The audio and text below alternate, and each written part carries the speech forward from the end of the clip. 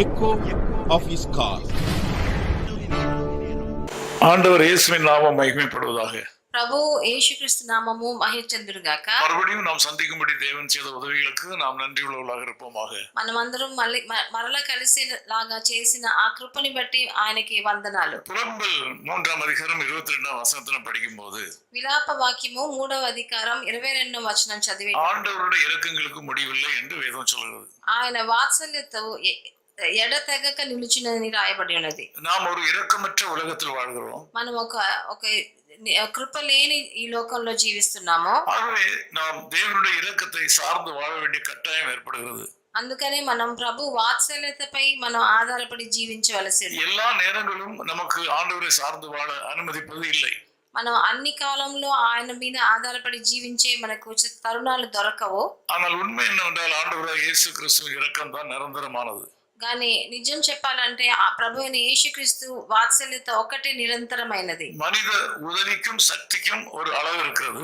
మనుషులు మనకు చేసే సహకారానికి వాళ్ళ శక్తికి ఒక లిమిట్ ఉంటది. என்னால் இயன்ற மட்டும் செய்வேன் என்று சிலர் நினைக்கக்கூடும். కొంతమంది అంటారు నా వల్ల ఎంత అవుతుందో అంత చేస్తానని చెప్తారు. என்னால் எல்லாவற்றையும் செய்ய முடியும் என்றும் சிலர் நினைக்கக்கூடும். కొంతమంది అనుకుంటారు నేను అన్నిటినీ సాధించగలను అనుకుంటారు. அது உண்மையிலே முடியாது. కానీ నిజంలో అది జరగదు. இன்றைக்கு உங்கள் வாழ்க்கையில பல காரியங்களை நீங்கள் செய்து முடிக்க முடியவில்லை.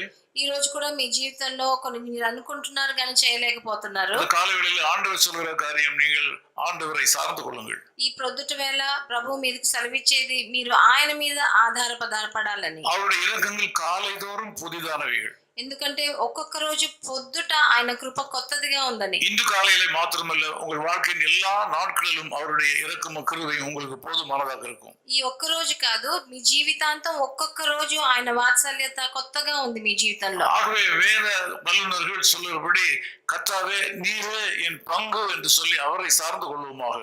అందుకనే వేద శాస్త్రులు చెప్పినట్టు ఆయనే మన పక్షాన ఉన్నాడని మన జీవితాంతం ఆయన మీద ఆధారపడాలి. அவரை சார்ந்திருக்கிற விஷயத்திலே கொஞ்சம் கூட இடம் புரளாதீர்கள். ఆయనని ఆధారపడే విషయంలో కొంచెం కూడా మీరు మారు మనసు తెచ్చుకోకూడదు. కష్టం என்னும் நுகம் உங்கள் முதுகிலே இருந்தாலும் அதை ஆண்டவர் நீக்குவார்.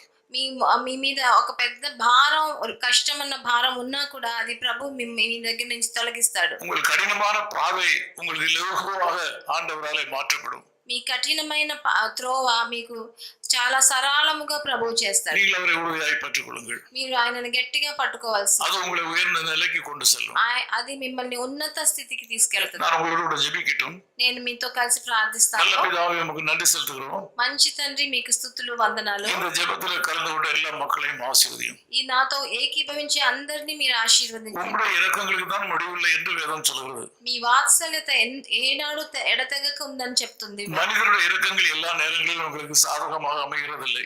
మనుషులు మా మీద పెట్టిన వాత్సల్యత ఎప్పుడైనా మారిపోగలదు. இந்த செய்தியை கேட்ட எல்லா மக்களையும் ஆசీర్వదిயும். నా ఈ వచనం విన్న అందరినీ ఒక్కొక్కరిని ఆశీర్వదించు. நான் உங்களுடைய ஊழியக்காரனாக நின்று இந்த மக்களை உங்களுடைய இரக்கங்களுக்கு உட்படுத்துகிறேன்.